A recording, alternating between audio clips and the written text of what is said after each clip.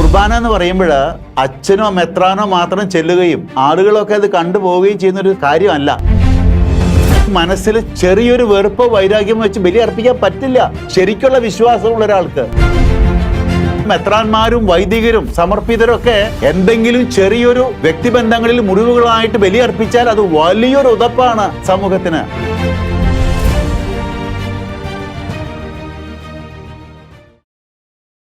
വിശുദ്ധ കുർബാന ദൈവം നമ്മിലേക്ക് അനുഗ്രഹങ്ങൾ വർഷിക്കാനായിട്ട് തിരഞ്ഞെടുത്തിരിക്കുന്ന ഒരു വലിയ കാര്യമാണ്. ഈ കുർബാനയെക്കുറിച്ച് കൃത്യമായിട്ട് അറിഞ്ഞാലാണ് നമുക്ക് അതിൽ നിന്നും ധാരാളം അനുഗ്രഹങ്ങൾ സ്വീകരിക്കാൻ സാധിക്കുക.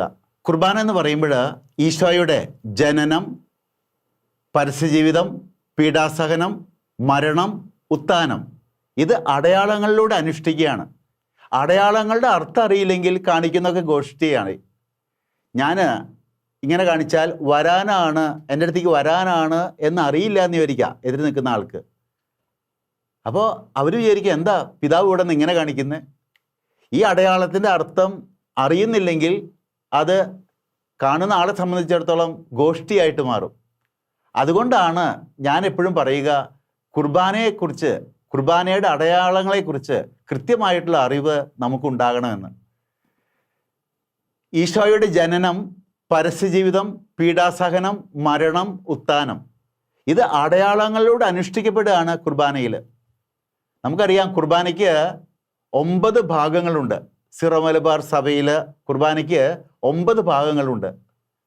ആമുഖ ശുശ്രൂഷ, വചന ശുശ്രൂഷ, ഒരുക്ക ശുശ്രൂഷ, അനാഫുറ, അനുരഞ്ജന ശുശ്രൂഷ 1-ാം ഭാഗം, വിഭജന ശുശ്രൂഷ, അനുരഞ്ജന ശുശ്രൂഷ 2-ാം ഭാഗം, ദൈവൈക്യ ശുശ്രൂഷ, സമാപന ശുശ്രൂഷ.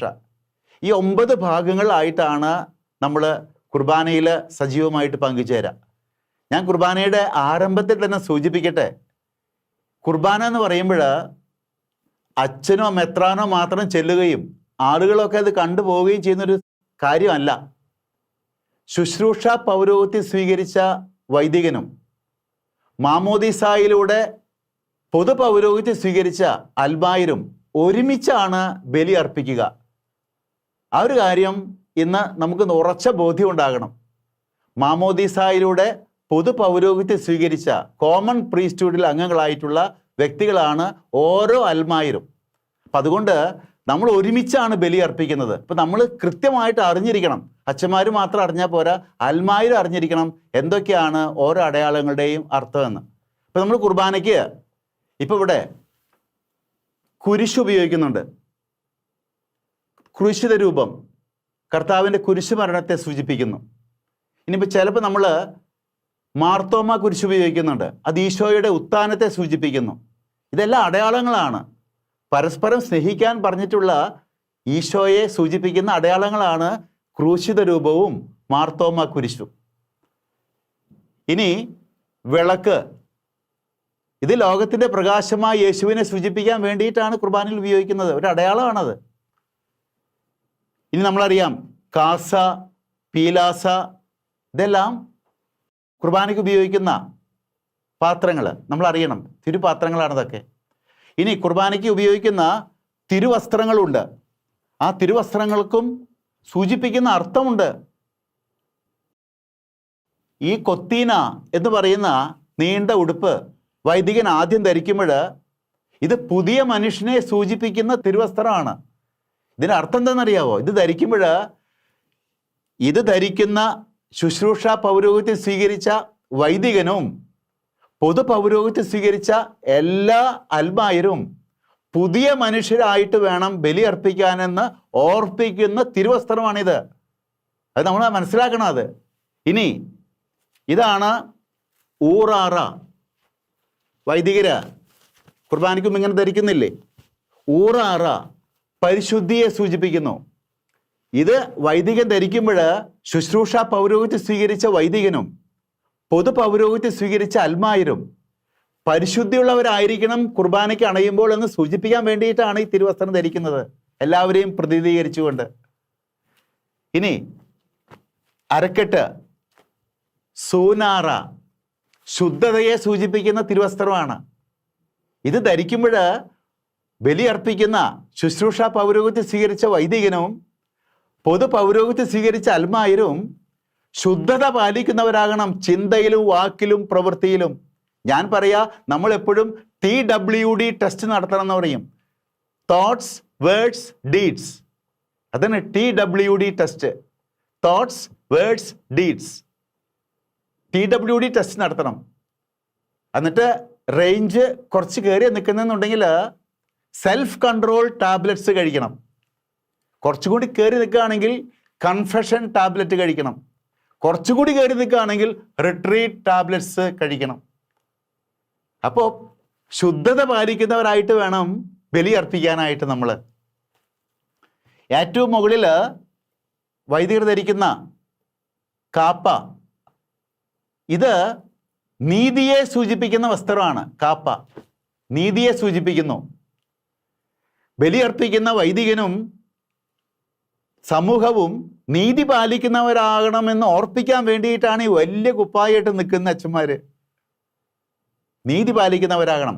കൊത്തീന പുതിയ മനുഷ്യനെ സൂചിപ്പിക്കുന്നു. ഊറാറ പരിശുദ്ധിയെ സൂചിപ്പിക്കുന്നു. സൂനാറ ശുദ്ധതയെ സൂചിപ്പിക്കുന്നു. കാപ്പ നീതിയെ സൂചിപ്പിക്കുന്നു. നമ്മൾ വസ്തുക്കൾക്ക്, ഓരോ തിരുവസ്ത്രങ്ങൾക്കും പ്രത്യേകം സൂചിപ്പിക്കുന്ന അർത്ഥമുണ്ട്. ആ അടയാളങ്ങളുടെ അർത്ഥം മനസ്സിലാക്കിക്കൊണ്ട് നമ്മുടെ ജീവിതത്തിൽ മാറ്റം വരുത്തണമെന്ന് ഓർപ്പിക്കാൻ വേണ്ടിയിട്ടാണ് ഞാൻ ഈ കാര്യങ്ങൾ പറഞ്ഞത്. ഇതുകൂടാതെ വ്യക്തികൾക്കും സൂചിപ്പിക്കുന്ന അർത്ഥമുണ്ട്. വൈദികൻ ഈശോയെ സൂചിപ്പിക്കുന്നു. ശുശ്രൂഷികൾ മാലാഖമാരെ സൂചിപ്പിക്കുന്നു. സമൂഹം സ്വർഗീയ ആരാധന സമൂഹത്തെ സൂചിപ്പിക്കുന്നു. നമ്മളൊക്കെ ഇന്നല്ലെങ്കിൽ നാളെ ഈ ലോകത്തോട് യാത്ര പറയണം. നമ്മളിവിടുന്ന് പോയിട്ട് എങ്ങോട്ടാ പോകുന്നറിയാവോ? സ്വർഗത്തിലേക്ക്, ദൈവസന്നിധിയിലേക്ക്. അവിടെ ദൈവത്തെ പാടിപ്പുകഴ്ത്തുന്ന ആരാധന വൃന്ദമായി മാറാൻ പോവാണ്. ആ വരാനിരിക്കുന്ന സ്വർഗീയ ആരാധന സമൂഹത്തെയാണ് കുർബാനയുടെ സമയത്ത് സമൂഹം സൂചിപ്പിക്കുന്നത്. ഇതിനൊക്കെ അർത്ഥമുണ്ട്. സമൂഹം സ്വർഗീയ ആരാധന സമൂഹത്തെ സൂചിപ്പിക്കുന്നു. അടയാളത്തിന് അർത്ഥമുണ്ട്. ശുശ്രൂഷികൾ മാലാഖമാരെ സൂചിപ്പിക്കുന്നു. വൈദികൻ ഈശോയെ സൂചിപ്പിക്കുന്നു. ഇനി സ്ഥലങ്ങൾക്ക് അർത്ഥമുണ്ട്. ഈ ബലിപീഠം ഇരിക്കുന്ന മദ്ബഹ, അത് സ്വർഗത്തെ സൂചിപ്പിക്കുന്നു. കർത്താവിൻ്റെ കല്ലറ സ്ഥിതി ചെയ്യുന്ന തോട്ടത്തെ സൂചിപ്പിക്കുന്നു. നിങ്ങൾ ജനങ്ങൾ നിൽക്കുന്ന സ്ഥലത്ത് പറയുന്ന പേരാണ് ഹൈക്കല. ഭൂമിയെ സൂചിപ്പിക്കുന്നു. കണ്ടോ, ഭൂമിയെ സൂചിപ്പിക്കുന്ന ഹൈക്കലായിൽ ജനങ്ങൾ നിൽക്കുന്നു. സ്വർഗത്തെ സൂചിപ്പിക്കുന്ന മദ്ബഹായിൽ വൈദികൻ നിൽക്കുന്നു. അതോടൊപ്പം തന്നെ ഈ മദ്ബഹയ്ക്ക് മറ്റൊരു അർത്ഥം കൂടിയുണ്ട്. കർത്താവിൻ്റെ കല്ലറ സ്ഥിതി ചെയ്യുന്ന തോട്ടം. അങ്ങനെ കർത്താവിൻ്റെ കല്ലറ സ്ഥിതി ചെയ്യുന്ന തോട്ടത്തെ മദ്ബഹ സൂചിപ്പിക്കുമ്പോൾ ഈ ബലിപീഠം കർത്താവിൻ്റെ കല്ലറയെ സൂചിപ്പിക്കുന്നു കുർബാനയിൽ. വേറൊരു സമയത്ത് ഈ ബലിപീഠം ത്രിത്വൈക ദൈവത്തിൻ്റെ സിംഹാസനത്തെ സൂചിപ്പിക്കുന്നുണ്ട്. എപ്പോഴാണെന്നറിയാവോ? അച്ഛൻ വന്നിട്ട് ബലിപീഠത്തിൻ്റെ 3 ഇടങ്ങളിൽ ചുംബിക്കുന്നുണ്ടല്ലോ. ഇങ്ങനെ 3 ഇടങ്ങളിൽ ചുംബിക്കുമ്പോൾ ബലിപീഠം ത്രിത്വൈക ദൈവത്തിൻ്റെ സിംഹാസനത്തെയാണ് സൂചിപ്പിക്കുക. ത്രിത്വൈക ദൈവത്തിൻ്റെ സിംഹാസനത്തോടുള്ള ബഹുമാനം പ്രകടിപ്പിച്ചുകൊണ്ടാണ് വൈദികൻ ബലി തുടരുക. അനാഫ്രയ്ക്ക് മുമ്പായിട്ടാണ് അത് ചെയ്യുന്നത്, നിങ്ങൾക്കറിയാം. ഇനി സമാധാനം ആശംസിക്കുന്നതിന് മുമ്പായിട്ട് അച്ഛൻ ബലിപീഠത്തിൽ ഒന്ന് ചുംബിച്ചിട്ടാണ് സമാധാനം ആശംസിക്കുക. അപ്പോൾ ഈ ബലിപീഠം കർത്താവിൻ്റെ കല്ലറയെ സൂചിപ്പിക്കുന്നു. ശൂന്യമായ കല്ലറ. ശൂന്യമായ കല്ലറ ഈശോയുടെ ഉത്ഥാനത്തെ സൂചിപ്പിക്കുന്നു. ഈശോയുടെ ഉത്ഥാനത്തെ സൂചിപ്പിക്കുന്ന ശൂന്യമായ കല്ലറയെ സൂചിപ്പിക്കുന്ന ബലിപീഠത്തിൽ ചുംബിച്ചുകൊണ്ട് വൈദികൻ സമാധാനം ആശംസിക്കുമ്പോൾ ഈ സമാധാനം ഉത്തിതനായ ഈശോയുടെ സമാധാനമാണെന്നാണ് സൂചന. ഇതൊക്കെ നമ്മൾ ഓർക്കാറുണ്ടോ? അപ്പോൾ ആ സമാധാനം സ്വീകരിക്കുന്ന ഓരോരുത്തരും എന്നിട്ട് പരസ്പരം കൈമാറുന്നു. ഉത്തിതനായ ഈശോയുടെ സമാധാനമാണ് കൈമാറുന്നത്. ഇങ്ങനെ കൈമാറുമ്പോൾ അതിന് വേറൊരു അർത്ഥം കൂടിയുണ്ട്. ബലി അർപ്പിക്കാനായിട്ട് ബലിപീഠത്തിലേക്ക് അണയുമ്പോൾ നിന്നോട് ആർക്കെങ്കിലും വിരോധമുണ്ടെന്ന് തോന്നുന്നുണ്ടെങ്കിൽ ബലിവസ്തുക്കൾ ബലിപീഠത്തിൽ വെക്കി ആദ്യം പോയി അവനുമായി രമ്യപ്പെട്ടു വാ, എന്നിട്ട് മതി എനിക്ക് നിന്റെ ബലി എന്ന് പറഞ്ഞില്ലേ കർത്താവ് തിരുവചനങ്ങളിൽ? മത്തായി 5:23-24. ഞാൻ അങ്ങോട്ടും ഇങ്ങോട്ടും സമാധാനം കൊടുക്കുമ്പോൾ അതിൻ്റെ അർത്ഥം എന്താണെന്നറിയാവോ? ഈശോയെ എനിക്ക് ഈ ലോകത്തിൽ ആരോടും വെറുപ്പില്ല, വൈരാഗ്യമില്ലെന്ന് പരസ്യമായി പ്രഖ്യാപിക്കുകയാണ്. ഒന്ന് ഓർത്തു നോക്കിയേ, നമ്മുടെ ഉള്ളിലെ ഇരിപ്പും നമ്മൾ ചെയ്യുന്ന ഈ അടയാളത്തിൻ്റെ അർത്ഥവും. അതുകൊണ്ട് ഓരോ അടയാളങ്ങൾക്കും അർത്ഥമുണ്ട്. അർത്ഥം മനസ്സിലാക്കിക്കൊണ്ട് വേണം നാം ഓരോ അനുഷ്ഠാനങ്ങൾ നിർവഹിക്കാനായിട്ട്. നമ്മൾ തിരുവസ്ത്രങ്ങളെക്കുറിച്ച് കണ്ടു. വിളക്ക്, കുരിശ്, കാസ, പീലാസ് നമ്മൾ ഉപയോഗിക്കുന്ന തിരുപാത്രങ്ങൾ. ഇനി ഞാൻ കുർബാനയുടെ ആദ്യ ഭാഗത്തേക്ക് വരികയാണ്. ആമുഖ ശുശ്രൂഷ. ആമുഖ ശുശ്രൂഷ ആരംഭിക്കുന്നത് തന്നെ അന്നാ പെസഹ എന്നുള്ള ഗാനം ആലപിച്ചുകൊണ്ടാണ്. കർത്താവ് നൽകിയ കൽപ്പനയെ ഓർത്തുകൊണ്ടാണ് നമ്മൾ ബലിയർപ്പിക്കാനായിട്ട് ആരംഭിക്കുന്നത്. ആമുഖ ശുശ്രൂഷയുടെ ആദ്യ ഭാഗത്ത് തന്നെ കർത്താവ്, നീ അന്ന് പറഞ്ഞില്ലേ ബലി തുടരാനായിട്ട്, ഞങ്ങൾ നിന്റെ കൽപ്പന അനുസരിച്ച് ഒരുമയോടെയാണ് ഈ ബലി അർപ്പിക്കുന്നത് പറഞ്ഞുകൊണ്ടാണ് കുർബാന ആരംഭിക്കുന്നത്. എനിക്ക് വളരെയേറെ വേദനയുണ്ട്.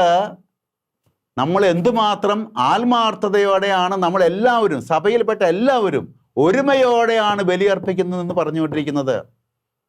Is it a scandal to the public? മനസ്സിൽ എനിക്ക് ആരോടും ഈ ലോകത്തിൽ വെറുപ്പും വൈരാഗ്യമില്ലെന്ന് ഉറപ്പ് വരുത്തിയിട്ടാണോ ഞാൻ ബലി അർപ്പിക്കുന്നത്? നമ്മളോട് തന്നെ ചോദിക്കാം. നമ്മൾ ആരെയും മറ്റുള്ളവരെ കുറ്റപ്പെടുത്തണ്ട, നമ്മളെ തന്നെ കുറ്റപ്പെടുത്തുക ഓരോരുത്തരും. അങ്ങനെ ഒരുമയോടെ ഈ ബലി അർപ്പിക്കാമെന്ന് പറഞ്ഞുകൊണ്ട് കർത്താവിൻ്റെ കൽപ്പന അനുസരിച്ച് നമ്മൾ ബലി ആരംഭിക്കുകയാണ്. എന്നിട്ട് ആദ്യമായിട്ട് ചെയ്യുന്നത്,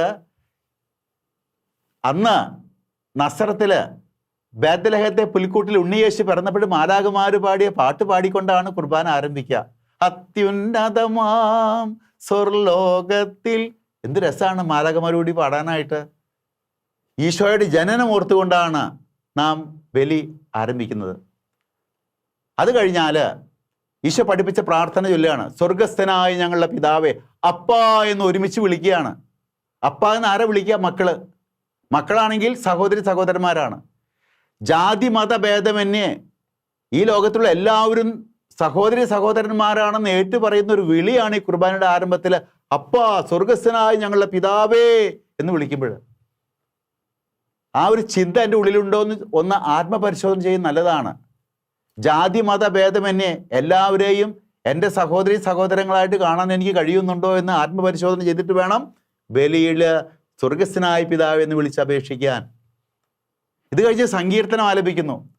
സങ്കീർത്തനം നമുക്കറിയാം, ദാവീദ് ആടുകളെ പുൽത്തകടിൽ മേയിക്കാൻ വിട്ടിട്ട് ദൈവത്തിൻ്റെ പരിപാലന, തൻ്റെ ജീവിതത്തിൽ ദൈവം നൽകിയ പരിപാലനയെ ഓർത്ത് സങ്കീർത്തനം ആലപിക്കാറുണ്ട്. ആ ദാവീദിനോട് ചേർന്നാണ് നമ്മൾ ഈ സങ്കീർത്തനം ആലപിക്കുക. നമ്മുടെ ജീവിതത്തിൽ ഒന്ന് പുറകോട്ട് തിരിഞ്ഞു നോക്കിയാൽ എന്തുമാത്രം അനുഗ്രഹങ്ങളാണ് ദൈവം വർഷിച്ചു കൊണ്ടിരിക്കുന്നത്. ആ അനുഗ്രഹങ്ങളെ ഓർത്ത് സങ്കീർത്തനം ആലപിച്ച് നമുക്ക് ദൈവത്തോട് നന്ദി പറയാം. ഈ സങ്കീർത്തനം ആലപനം കഴിഞ്ഞാൽ പിന്നെ വരുന്ന ഉത്ഥാനഗീതം. ഈശോയുടെ ഉത്ഥാനവും മരണശേഷമുള്ള നമ്മുടെ ഉയർപ്പും ഓർക്കുന്ന സമയമാണ് സർവാധിപനാം കർത്താവേ. ആ ഉത്ഥാനഗീതം പാടുമ്പോൾ നമ്മൾ ഈ ലോകത്തിൽ സ്ഥിരമായിട്ടുള്ളവരല്ലെന്നുള്ളൊരു ചിന്തയൊക്കെ കൊണ്ടുവരാൻ നല്ലത്. ആ സമയത്ത് ഞാൻ മരണശേഷം ഉയർത്ത് കർത്താവിൻ്റെ സന്നിധിയിലേക്ക് പോകാനുള്ളവനാണെന്നുള്ള ചിന്ത എനിക്ക് ഇന്നിലേക്ക് ഞാൻ കൊണ്ടുവരണം ഈ സമയത്ത് ഉത്ഥാനഗീതം ആലപിക്കുമ്പോൾ. അതുപോലെ എനിക്ക് മുൻപേ ഉയർത്തെഴുന്നേറ്റ യേശുവിൻ്റെ ഉത്ഥാനത്തിലുള്ള വിശ്വാസം ഞാൻ ഏറ്റുപറയുകയും വേണം ആ സമയത്ത്. ഇത്രയും കഴിയുമ്പോൾ ആമുഖ ശുശ്രൂഷ കഴിയുന്നു. ഇനി വചന ശുശ്രൂഷയിലേക്ക് കടക്കുകയാണ്. കുർബാനയുടെ രണ്ടാമത്തെ ഭാഗമാണ് വചന ശുശ്രൂഷ. അത് ത്രൈശുദ്ധ കീർത്തനത്തോടു കൂടിയാണ് ആരംഭിക്കുക. സർവേശ, ബലവാനെ, അമർത്യനെ, ഈ മൂന്ന് വിശേഷങ്ങൾ പറഞ്ഞുകൊണ്ട് ദൈവത്തെ പാടിപ്പുകഴ്ത്തിക്കൊണ്ട് വചനം കേൾക്കാൻ പോകുന്നതിലുള്ള ആനന്ദം പ്രകടിപ്പിക്കുകയാണ് ത്രൈശുദ്ധ കീർത്തനം ആരംഭിക്കുമ്പോൾ. സാധാരണഗതിയിൽ പള്ളികളിലൊക്കെ ചെല്ലുമ്പോൾ കൊച്ചു കുട്ടികൾ കുഞ്ഞി പാവാടയൊക്കെ ഇട്ടിങ്ങനെ ശബ്ദമുയർത്തി പാടിടൂവി എന്നൊക്കെ പാടുമ്പോൾ ഇങ്ങനെ ഡാൻസ് ചെയ്യുന്ന കണ്ടിട്ടുണ്ട്. ശരിക്കും അതാണ് അതിൻ്റെ ആ സമയത്തെ ആ ഉദ്ദേശിക്കുന്ന ചിന്ത. സന്തോഷത്തോടുകൂടി തുള്ളിച്ചാടി പാടുന്ന പാട്ടാണത്. കർത്താവിൻ്റെ വചനം കേൾക്കാൻ പോകുന്നതിലുള്ള ആനന്ദമാണ് അവിടെ പ്രകടിപ്പിക്കുന്നത്. അത് കഴിഞ്ഞാൽ നമ്മൾ വചനം വായിക്കുമ്പോൾ 4 വായനകളാണുള്ളത്. ഒന്ന് പഞ്ചഗ്രന്ഥിയിൽ നിന്നും, പിന്നെ പഞ്ചഗ്രന്ഥി ഒഴികെയുള്ള പഴയ നിയമഭാഗത്ത് നിന്ന് 2ാമത്തെ വായന, ലേഖന ഭാഗത്ത് നിന്ന് 3ാമത്തെ വായന, പിന്നെ സുവിശേഷം. ഈ വചനമൊക്കെ വായിക്കുമ്പോൾ കർത്താവിൻ്റെ ശബ്ദമാണ്, കർത്താവിൻ്റെ വചനമാണ് നാം കേൾക്കുന്നുള്ളൊരു ബോധ്യം നമുക്കുണ്ടാകണം. ഞാനൊരു കുടുംബ യൂണിറ്റിന് ചെന്നപ്പോൾ അവിടെ ചെറിയ സ്പീക്കറൊക്കെ വെച്ചിട്ടുണ്ട്. ഒരു വീട്ടിൽ അതിൻ്റെ ഒരു ബോക്സ് ആ മുറിയുടെ മൂലയ്ക്ക് വെച്ചിട്ടുണ്ട്. ഒരു കൊച്ചുകുട്ടി, കുഞ്ഞു കൊച്ച് ആ സ്പീക്കറിൻ്റെ അടുത്ത് പോയിരിക്കും ചെവി വെച്ചിട്ട്. ആ കുട്ടിയുടെ അപ്പനാണ് ആ യൂണിറ്റിലെ ട്രഷറർ. അദ്ദേഹം വന്ന് മൈക്രോഫോൺ എടുത്ത് കണക്ക് വായിച്ചുകൊണ്ടിരിക്കുമ്പോൾ ഞാൻ നോക്കി, ആ കൊച്ചുകുട്ടി സ്പീക്കറിൽ കൂടെ വരുന്ന സൗണ്ട് കേട്ടിട്ട് അവളെ ഇരുന്ന് ഒന്നുകാലും തുള്ളിച്ചാടി ചിരിച്ചുകൊണ്ടിരിക്കുന്നു. കാരണം അപ്പൻ്റെ ആ സൗണ്ട് കേൾക്കുമ്പോൾ സന്തോഷം. വാസ്തവത്തിൽ കർത്താവിൻ്റെ വചനം കുർബാനയിൽ വായിച്ച് കേൾക്കുമ്പോൾ ആ കുഞ്ഞു കൊച്ചിനുള്ള സന്തോഷം നമുക്കുണ്ടാകണം. എൻ്റെ അപ്പൻ്റെ വചനമാണ് ഞാൻ കേട്ടുകൊണ്ടിരിക്കുന്നത്, അങ്ങനെ ഉണ്ടോ നമുക്ക് എന്നുള്ള ചിന്തിക്കാൻ വേണ്ടിയിട്ടാണ് ഞാൻ ഈ ഒരു കാര്യം ഇവിടെ സൂചിപ്പിച്ചത്.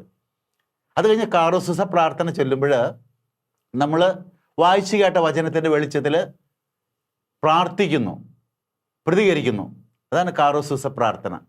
ഇത്രയും കഴിയുമ്പോൾ വചന ശുശ്രൂഷ കഴിഞ്ഞു, രണ്ടാമത്തെ ഭാഗം കഴിഞ്ഞു. മൂന്നാമത്തെ ഭാഗമാണ് ഒരുക്ക ശുശ്രൂഷ. ഒരുക്ക ശുശ്രൂഷയിൽ നമ്മൾ കാസയിൽ വീഞ്ഞൊഴിക്കുമ്പോൾ ഈശോ രക്തം ചിന്തിയതിനെയാണ് സൂചിപ്പിക്കുക.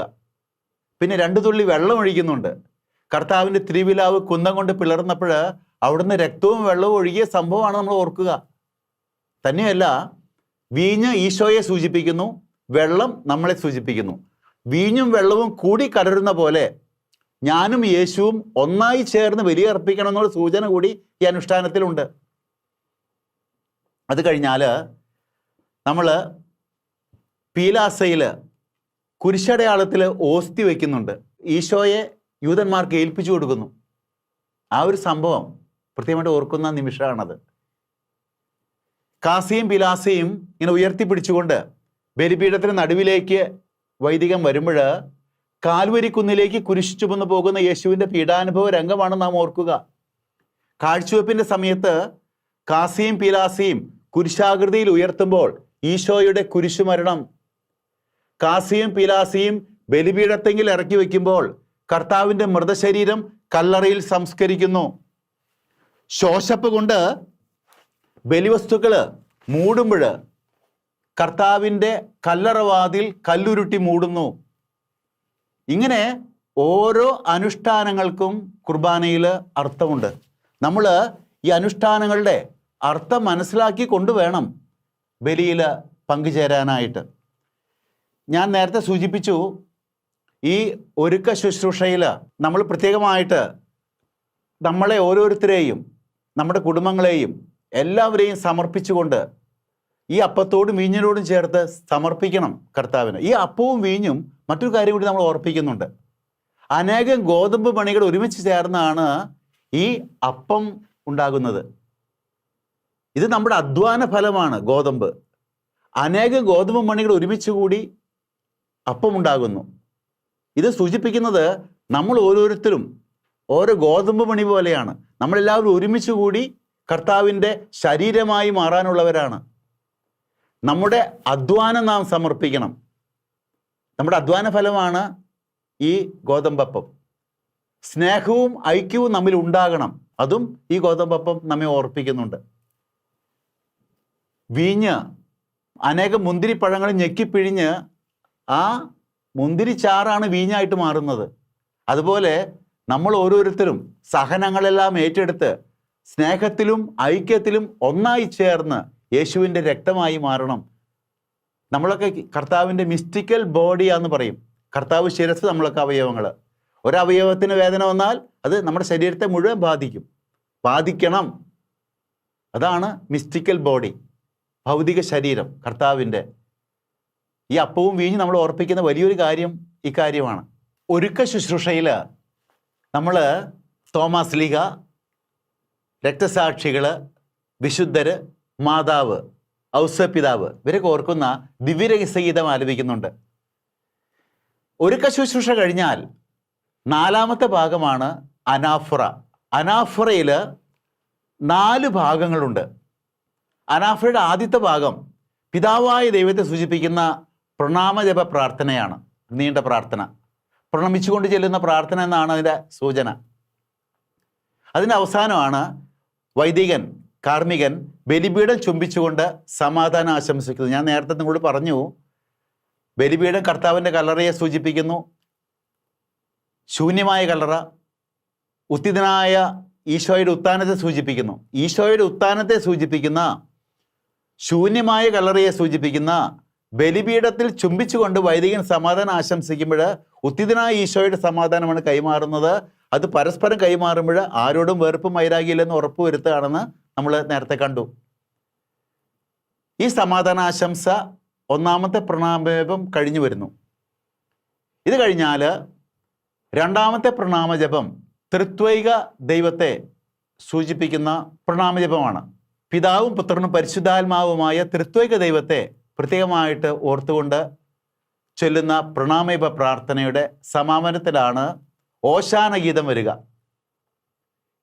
യെശയ്യാ പ്രവാചകന്റെ ദർശനത്തിലെ മാലാഖമാരുടെ ആ ഗീതം, ഒപ്പം തന്നെ അത് പാടുമ്പോൾ നമ്മൾ ജെറുസലേമിലേക്ക് ഈശോ കഴുതപ്പുറത്ത് വരുന്ന ആ സമയത്ത് ഓശാന പാടി ജനങ്ങളെ കൂടി ഓർക്കുന്നു.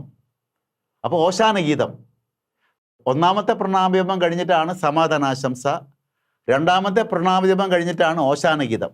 ഇത് കഴിഞ്ഞിട്ടാണ് മൂന്നാമത്തെ പ്രണാമജപം വരുന്നത്. ആ മൂന്നാമത്തെ പ്രണാമജപം ഈശോയെ സംബന്ധിച്ചിട്ടുള്ള പ്രാർത്ഥനകളാണ്. അതിൻ്റെ നടുവിലായിട്ടാണ് കൂദാശവചന പ്രാർത്ഥന വരുന്നത്. കൂദാശവചന പ്രാർത്ഥന ചൊല്ലുമ്പോൾ കാസയിൽ രക്തം, പീലാസയിൽ ശരീരം. ഈ ശരീരരക്തങ്ങളുടെ വേർതിരിവ് മരണത്തെ സൂചിപ്പിക്കുന്നു. നമ്മുടെ ശരീരത്തിൽ നിന്ന് രക്തം മുഴുവൻ മാറ്റിക്കഴിഞ്ഞാൽ ആ വ്യക്തി മരിക്കും. കാസയിൽ രക്തം, പീലാസയിൽ ശരീരം. ശരീരരക്തങ്ങളുടെ വേർതിരിവ് മരണത്തെ സൂചിപ്പിക്കുന്നു. ഒപ്പം കൂദാശവചനം ചെല്ലുമ്പോൾ സെഹിയോൻ ശാലയിൽ വെച്ച് ഈശോ കുർബാന സ്ഥാപിച്ച നിമിഷങ്ങൾ നമ്മൾ പ്രത്യേകമായിട്ട് ഓർക്കുന്നുണ്ട്. മൂന്നാമത്തെ പ്രണാമജപം ഇതുപോലെ കൂദാശവചനം സെൻറ്ററായിട്ട് വരുന്ന പ്രണാമജപ പ്രാർത്ഥനയാണ്. ഇതിൻ്റെ അടുത്ത പ്രണാമജപമാണ് നാലാമത്തെ പ്രണാമജപ പ്രാർത്ഥന. അത് പരിശുദ്ധാത്മാവിനെ കേന്ദ്രീകരിച്ചുള്ളതാണ്.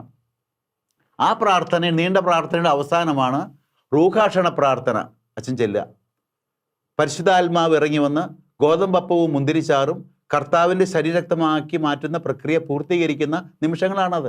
ദ ഹോൾ അനാഫ്ര ഈസ് കോൺസെക്രേറ്ററി എന്ന് പറയുമ്പോൾ അനാഫ്രയുടെ ആരംഭം മുതൽ അവസാനം വരെ മുന്തിരിച്ചാറും ഗോതമ്പപ്പവും കർത്താവിൻ്റെ ശരീരക്തമായി മാറുന്ന പ്രക്രിയ നടക്കുന്നെന്നാണ് സൂചന.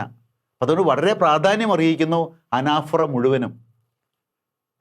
ഇനി അനാഫ്ര കഴിഞ്ഞാൽ അടുത്ത ഭാഗമാണ് അനുരഞ്ജന ശുശ്രൂഷ ഒന്നാം ഭാഗം. അനുരഞ്ജന ശുശ്രൂഷ ഒന്നാം ഭാഗം ദൈവവും മനുഷ്യനുമായുള്ള ബന്ധത്തിൽ വന്ന മുറിവുണക്കുന്ന ഭാഗമാണ്. ദൈവമേ, അങ്ങയുടെ കൃപയ്ക്കൊത്ത വിധം എന്നോട് കരുണ തോന്നണമേ എന്ന് പറഞ്ഞുകൊണ്ട് പ്രാർത്ഥിക്കുകയാണ്.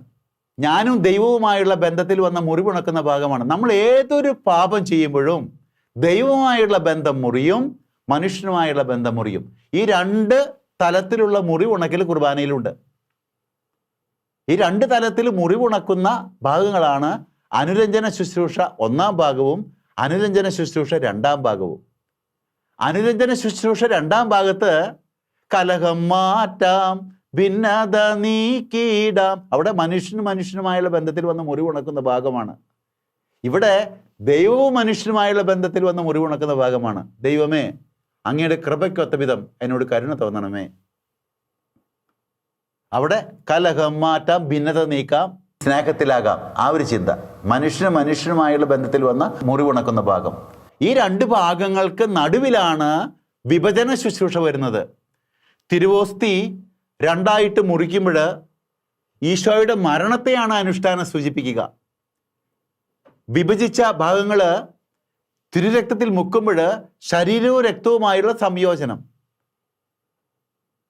പിന്നെ വിഭജിച്ച ഭാഗങ്ങൾ ചേർത്ത് പിടിക്കുമ്പോൾ ഈശോയുടെ ഉത്ഥാനം. ഇവിടെ കർത്താവിൻ്റെ മരണവും ഉത്ഥാനവും അടയാളങ്ങളിലൂടെ അനുഷ്ഠിക്കപ്പെടുകയാണ്. ഓർക്ക മാത്രമല്ല. എനിക്കിത് എങ്ങനെയാണ് പറഞ്ഞു പിടിപ്പിക്കുന്നതെന്ന് അറിയത്തില്ല. Actually taking place. അത്രയും പ്രാധാന്യമുണ്ട് കുർബാനയിൽ. കർത്താവിൻ്റെ കുരിശുമരണവും ഉത്ഥാനവും, അന്ന് കാൽവരി കുന്നിൽ കർത്താവ് കുരിശിൽ മരിച്ചില്ലേ, ഈശോ അവിടെ ഉത്ഥാനം ചെയ്തില്ലേ, അത് ഇവിടെ ഈ അൾത്താരയിൽ കുർബാനയിൽ it's actually taking place through these signs of bread and wine. അത്രയും വിശ്വാസത്തോടുകൂടി വേണം കുർബാനയിൽ പങ്കുചേരാനായിട്ട്. ഈശോ സന്നിഹിതനാണ്. എന്നെയും നിങ്ങളെയും സൃഷ്ടിച്ച, പരിപാലിക്കുന്ന, നാം എവിടെയാണ് ചെന്നെത്തേണ്ടത് ആ ദൈവം അപ്പത്തിൻ്റെയും വീഞ്ഞിൻ്റെയും രൂപത്തിൽ ഇവിടെ സന്നിഹിതനാണ് കുർബാനയിൽ. ആ ഈശോയുടെ സാന്നിധ്യം ഉൾക്കൊണ്ടാൽ ഒരിക്കലും മനസ്സിൽ ചെറിയൊരു വെറുപ്പോ വൈരാഗ്യം വെച്ച് ബലി അർപ്പിക്കാൻ പറ്റില്ല ശരിക്കുള്ള വിശ്വാസമുള്ള ഒരാൾക്ക്. കാരണം പൗലോസ്ലീഹ പറയുന്നുണ്ട്, അയോഗ്യതയോടെ ഈ അപ്പം ഭക്ഷിക്കുന്നവൻ ശിക്ഷാവിധിയാണ് ഭക്ഷിക്കുക, പാനം ചെയ്യുക എന്ന്. അനുരഞ്ജന ശുശ്രൂഷയിൽ നമ്മൾ മനസ്സിലെ എല്ലാ കറകളും നീക്കിക്കളയണം. എന്നോട് ആരൊക്കെ എന്തൊക്കെ ചെയ്താലും ഞാനതെല്ലാം മറക്കാനും പൊറുക്കാനും തയ്യാറാകണം. അല്ലെങ്കിൽ ഇറ്റ്സ് എ പബ്ലിക് സ്കാൻഡൽ. പ്രത്യേകിച്ച് ഞങ്ങൾ മെത്രാന്മാരും വൈദികരും സമർപ്പിതരും ഒക്കെ എന്തെങ്കിലും ചെറിയൊരു വ്യക്തിബന്ധങ്ങളിൽ മുറിവുകളായിട്ട് ബലിയർപ്പിച്ചാൽ അത് വലിയൊരു ഉതപ്പാണ് സമൂഹത്തിന്. അതൊരു വിശ്വാസക്കുറവാണ് ശരിക്കും. അപ്പം അതുകൊണ്ട് ഉത്തിതനായ യേശുവിനെ ഇവിടെ തിരുവോസ്തിയിൽ വിശ്വാസത്തിന്റെ കണ്ണുകൾ തുറന്ന് കാണാൻ എനിക്ക് സാധിക്കണം. എമ്മാവുസിലേക്ക് പോയി ശിഷ്യന്മാർ തിരുവോസ്തി സ്വീകരിച്ചു കഴിഞ്ഞപ്പോൾ അവരെ കണ്ണു തുറക്കപ്പെട്ടു, യേശുവിനെ കണ്ടു എന്ന് വ്യക്തമായിട്ട് പറയുന്നു. എൻ്റെ വിശ്വാസത്തിന്റെ കണ്ണുകൾ തുറന്ന് യേശുവിനെ കാണാൻ എനിക്ക് കഴിയണം. ഇതാ യഥാർത്ഥത്തിൽ ഈശോയുടെ സന്നിഹിതനാകുന്നു. ഈശോയുടെ കുരിശുമരണവും ഉത്ഥാനവും actually taking place through signs of bread and wine is a fact. അത് എന്തുമാത്രം നമുക്ക് മനസ്സിലാക്കാൻ പറ്റുന്നുള്ളത് ബുദ്ധിമുട്ടാണ് മാനുഷികമായി ചിന്തിക്കുമ്പോൾ. പക്ഷേ ഇറ്റ്സ് എ റിയാലിറ്റി. അപ്പോൾ അനുരഞ്ജന ശുശ്രൂഷയിൽ നമ്മൾ അനുരഞ്ജിതരാകണം. വിഭജന ശുശ്രൂഷയിൽ ഈശോയുടെ മരണവും ഉത്ഥാനവും വിശ്വാസത്തിന്റെ കണ്ണുകൾ തുറന്ന് കാണാൻ നമുക്ക് കഴിയണം. ഇത് കഴിഞ്ഞാലാണ് അടുത്ത ഭാഗമാണ് ദൈവൈക്യ ശുശ്രൂഷ. നമ്മൾ വീണ്ടും രണ്ടാമത്തെ സ്വർഗസ്ഥനായ പിതാവേ എന്ന പ്രാർത്ഥന ചെല്ലുമ്പോൾ അപ്പാ എന്ന് രണ്ടാമത്തെ വിളി വിളിക്കുന്നു. ഇവിടെ വേറെ അർത്ഥമാണ് അപ്പ എന്നുള്ള വിളിക്ക്. ഞങ്ങളൊക്കെ പാപം മൂലം ദൈവമക്കളുടെ സ്ഥാനം നഷ്ടപ്പെട്ടിരിക്കുകയായിരുന്നു. അനുരഞ്ജന ശുശ്രൂഷയിലൂടെ നീ ഇതാ ഞങ്ങളെ വീണ്ടും മക്കളാക്കി മാറ്റി. അതുകൊണ്ട് ഞങ്ങളിപ്പോൾ യോഗ്യതയോടെ വിളിക്കുകയാണ്, അപ്പാ സ്വർഗസ്ഥനായി ഞങ്ങളുടെ പിതാവേ. കണ്ടോ, ഈ മാറ്റങ്ങളൊക്കെ നമ്മുടെ ജീവിതത്തിൽ സംഭവിക്കണം കുർബാനയിൽ പങ്കുചേരുമ്പോൾ. ഇത് ചുമ്മാ വന്ന് കണ്ടുപോകുന്നൊരവസ്ഥയല്ല. ഈ കൊറോണ കാലത്ത് നമ്മൾ മീഡിയ വഴി ടി വിയിലൊക്കെ കുർബാന കണ്ട് അറിയാതെ ജീവിതബന്ധിയല്ലാത്തൊരു കുർബാന സ്റ്റൈലിലേക്ക് കുറേ പേരെങ്കിലും വന്നോന്ന് എനിക്ക് സംശയമുണ്ട്. നമ്മൾ ജീവിത ബന്ധിയാക്കി മാറ്റണം. എൻ്റെ ജീവിതത്തിൽ മാറ്റം മാറണം, മാറ്റം വരുത്തണം. വിശ്വാസത്തോടുകൂടി ഈശോയെ സ്വീകരിക്കണം. തീർച്ചയായിട്ടും അത്ഭുതങ്ങൾ നടക്കും. അടുത്ത ഭാഗമാണ് ഈശോയെ സ്വീകരിക്കുന്ന ഭാഗം. അതിൽ തുടക്കത്തിലാണ് നമ്മൾ ദൈവൈക്യ ശുശ്രൂഷ. അതിലാണ് നമ്മൾ സ്വർഗസ്ഥനായ പിതാവേ, നഷ്ടപ്പെട്ട ദൈവമക്കളുടെ സ്ഥാനം വീണ്ടും കിട്ടിയ മക്കളിതാ വിളിക്കുന്നു അപ്പാ. അതിനുശേഷമാണ് നമ്മൾ ഈശോയെ സ്വീകരിക്കുക. കുർബാനയിൽ പങ്കുചേരുമ്പോഴൊക്കെ കുർബാന സ്വീകരിക്കണം. കാരണം ഈശോ കുർബാന സ്വീകരിക്കാത്തൊരു കുർബാന സ്ഥാപിച്ചിട്ടില്ല. ഇതെൻ്റെ ശരീരമാകുന്നു, രക്തമാകുന്നു, നിങ്ങളിത് വാങ്ങി ഭക്ഷിക്കുക, പാനം ചെയ്യുക. അപ്പം ചിലർ ചോദിക്കും, പിതാവേ ഞങ്ങൾക്ക് എല്ലാവർക്കും തിരുരക്തം തരുന്നില്ലല്ലോ. നിങ്ങൾ ശ്രദ്ധിച്ചോ, വിഭജന ശുശ്രൂഷയിൽ വിഭജിച്ച ഭാഗങ്ങൾ തിരുരക്തത്തിൽ മുക്കുമ്പോൾ ശരീരവും രക്തവുമായുള്ള സംയോജനം നടക്കുന്നുണ്ട്. അപ്പോൾ നിങ്ങൾ തിരുശരീരം മാത്രം സ്വീകരിച്ചാലും ഇരു സാദൃശ്യങ്ങളിലാണ് സ്വീകരിക്കുന്നത്. ഇനി എവിടെയെങ്കിലും സാധ്യതയുണ്ടെങ്കിൽ ഇരു സാദൃശ്യങ്ങളിൽ കൊടുത്താലും വിരോധമില്ല, കുറച്ച് പേരൊക്കെ ഉള്ളെങ്കിൽ, സൗകര്യമുണ്ടെങ്കിൽ. അപ്പൊ കർത്താവിൻ്റെ ശരീരവും രക്തവും സ്വീകരിച്ച് ശക്തി പ്രാപിക്കുകയാണ്.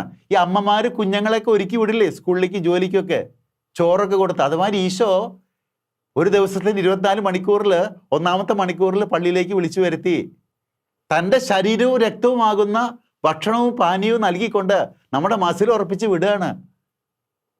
23 മണിക്കൂർ, ബാക്കിയുള്ള 23 മണിക്കൂർ നീണ്ടു നിൽക്കുന്ന ഒരു കാര്യത്തിന് വേണ്ടിയാണ് വിടുന്നത്. നമ്മുടെ കുർബാനയുടെ ദൈർഘ്യം ഒരു ദിവസം 24 hours ആണ്, 24 മണിക്കൂറാണ്. അതാണ് ബലിജീവിതം എന്ന് പറയുന്നത്. അതിൻ്റെ ആദ്യ മണിക്കൂറാണ് പള്ളിയിൽ കർത്താവ് വിളിച്ചു വരുത്തി തൻ്റെ ശരീരവും രക്തവുമാകുന്ന ഭക്ഷണവും പാനീയവും തന്ന് നമ്മുടെ മസിലൊക്കെ ഉറപ്പിച്ച് വിടുകയാണ്. എന്തിനാണെന്നറിയാവോ? കുർബാനയുടെ രണ്ടാം ഭാഗത്തേക്ക് 23 മണിക്കൂർ നീണ്ടു നിൽക്കുന്ന കുർബാനയുടെ രണ്ടാം ഭാഗത്തേക്ക് ദിവസത്തിൽ 23 മണിക്കൂർ നീണ്ടു നിൽക്കുന്ന ഭാഗമാണത്. അതാണ് സമാപന ശുശ്രൂഷയിൽ നമ്മൾ കാണുക. ആശീർവദിച്ചയക്കുന്നു ആളുകളെ. എന്തിനാണെന്നറിയാവോ? ലൂക്ക 10:25-37 പറയുന്നുണ്ട് നല്ല ശമറായൻ്റെ ഉപമ. എന്നിട്ട് പറയുന്നോ, നീയും പോയി അതുപോലെ ചെയ്യുക എന്ന് പറയുന്നില്ലേ? അതെ, സമാപന ആശീർവാദം നല്ല ശമറായനെ പോലെ അവശത അനുഭവിക്കുന്നവൻ്റെ അടുത്ത് ചെന്ന് അവന് ശുശ്രൂഷ ചെയ്യാനായിട്ട് നിന്നെ അനുഗ്രഹിച്ചയക്കുന്ന ഭാഗമാണ് കുർബാനയുടെ അവസാന ഭാഗം, സമാപന ശുശ്രൂഷ. നമ്മുടെയൊക്കെ കുർബാന പള്ളിയിൽ കഴിഞ്ഞു. പിന്നെ ചിലപ്പോൾ ചില പള്ളികൾ കണ്ടിട്ടുണ്ട്, നല്ല ചെരുപ്പുണ്ടെങ്കിൽ അതെടുത്തിട്ട് പോവുക. കുർബാനയുടെ സമാപനം അവിടെയല്ല. കുർബാനയുടെ സമാപനം 24 മണിക്കൂറും നീണ്ടു നിൽക്കുന്നതാണ്. അതൊക്കെ 24 മണിക്കൂർ കഴിയുമ്പോഴേ കുർബാന തീരുന്നുള്ളൂ ഒരു ദിവസം. അവശരിലേക്ക് തിരിയണം. ആ തിരിച്ചലില്ലാത്തത് കൊണ്ടാണ് ഇന്നത്തെ നമ്മുടെ നട്ടം തിരിച്ചലൊക്കെ. ലൂക്ക 3:11 പറയുന്നു, രണ്ടുടുപ്പുള്ളവൻ ഒന്നും ഇല്ലാത്തവന് കൊടുക്കട്ടെ, ഭക്ഷണമുള്ളവൻ അങ്ങനെ ചെയ്യട്ടെ. രണ്ടുടുപ്പുള്ളവൻ ഒന്നും ഇല്ലാത്തവന് കൊടുക്കുന്നില്ലെങ്കിൽ, ഭക്ഷണമുള്ളവൻ അങ്ങനെ ചെയ്യുന്നില്ലെങ്കിൽ നമ്മളാരും സ്വർഗരാജ്യത്തിന് അവകാശികളാവുകയില്ല. മറക്കണ്ട. മത്തായി 25:40 പറയുന്നുണ്ട്, എനിക്ക് ദാഹിച്ച് കുടിക്കാൻ തന്നോ, വിശന്ന് ഭക്ഷിക്കാൻ തന്നോ. നിങ്ങൾ ഓർക്കുന്നുണ്ടാകും. ഈ എളിയയിൽ ഒരു ചെയ്തപ്പോൾ എനിക്ക് തന്നെയാണ് ചെയ്തത്. ഈശോയ്ക്ക് ചെയ്യുന്നതാണ് നീ പാവപ്പെട്ടവരെ സഹായിക്കുമ്പോൾ. ജാതിയും മതവും നോക്കാതെ അവശത അനുഭവിക്കുന്നവനെ കണ്ടെത്തി അവനെ സഹായിക്കണം. അതിന് നിന്നെ ശക്തിപ്പെടുത്ത കുർബാന മാത്രമാണ്. അവശരിൽ യേശുവിനെ കണ്ടുകൊണ്ട് എമ്മാവുസിലേക്ക് പോയി ശിഷ്യന്മാര് യേശുവിനെ, ഉത്തിതനായ യേശുവിനെ കണ്ണുകൾ തുറന്ന് കണ്ടതുപോലെ പാവപ്പെട്ടവൻ്റെ മുഖത്ത്, അവശത അനുഭവിക്കുന്നവൻ്റെ മുഖത്ത് യേശുവിനെ കണ്ടുകൊണ്ട് അവനെ സഹായിക്കാൻ വേണ്ടി നിന്റെ മസിൽ ഉറപ്പിച്ചു വിടുന്ന കൂദാശയാണ് കുർബാന എന്ന കൂദാശ. ഈ തിരിച്ചരി നമുക്കുണ്ടാകണം, അവശരിലേക്കുള്ള തിരിച്ചര്. മറ്റു നട്ടം തിരിച്ചരികളൊക്കെ മാറണമെങ്കിൽ ഈ അവശരിലേക്ക് തിരിയാനായിട്ട് നമ്മൾ ഒറ്റക്കെട്ടായിട്ട് മുന്നോട്ട് വന്നാൽ ഈശോ നമ്മെ അനുഗ്രഹിക്കും. കുർബാന വലിയൊരു ഊർജമായി, ശക്തിയായി മാറും നമ്മുടെ ജീവിതത്തിൽ. മറക്കണ്ട, ആമുഖ ശുശ്രൂഷ, വചന ശുശ്രൂഷ, ഒരുക്ക ശുശ്രൂഷ, അനാഫ്ര, അനുരഞ്ജന ശുശ്രൂഷ 1-ാം ഭാഗം, വിഭജന ശുശ്രൂഷ, അനുരഞ്ജന ശുശ്രൂഷ 2-ാം ഭാഗം, ദൈവൈക്യ ശുശ്രൂഷ, സമാപന ശുശ്രൂഷ.